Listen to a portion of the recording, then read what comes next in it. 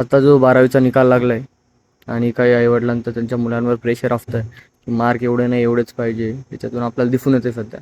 याच्यावर तुम्हाला काय सांगायचं? मुलांचं जीवन हे शिक्षणामुळे सुधारते, हा गैरसमज आहे आईवडिलांचा. आईवडिलांनी काय केलं? माझ्या मुलांनी 90% घ्यावे किंवा 85% घ्यावे किंवा 95% घ्यावे, हे माझं ध्येय काय कामाचं, मी काय दिवा लावलेला आहे, हे सर्वात महत्वाचं आहे.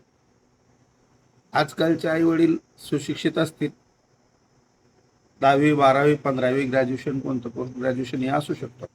याचा अर्थ असा नाही ना की आपल्या मुलांना टार्गेट करायचं. मुलं आत्महत्या करतात त्यांच्यासाठी माझं हेच सांगणार आहे, बाळांनो, आत्महत्या करू नका. आत्महत्या हा जीवनाचा जगण्याचा पर्याय नाही. मेहनत करा.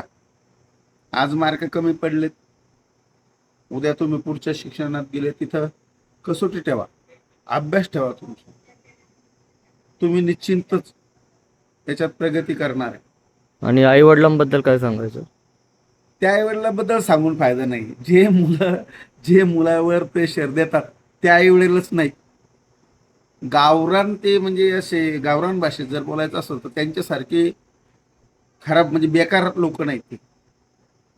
स्वतः कोरडे पाषाण आहेत ते आणि मुलांना सांगतात ब्रह्मज्ञान. ह्या आईवडिलाबद्दल मला काहीच बोलायचं नाही, कारण की त्यांची ती लायकीच नाही त्यांच्याबद्दल बोलावं. अरे, मुलांचं जे काही कर्तृत्व आहे हे तुम्हाला शिक्षणातून नाही दिसणार.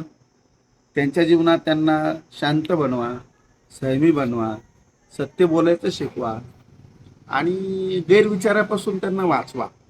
हे शिक्षण द्या त्यांना. बाकी शालेंत शिक्षण हे काय, पुढं हळूहळू हळूहळू त्याच्यात जर समजा नियमितपणा असेल तर ते सुधारण्यासारखंच आहे.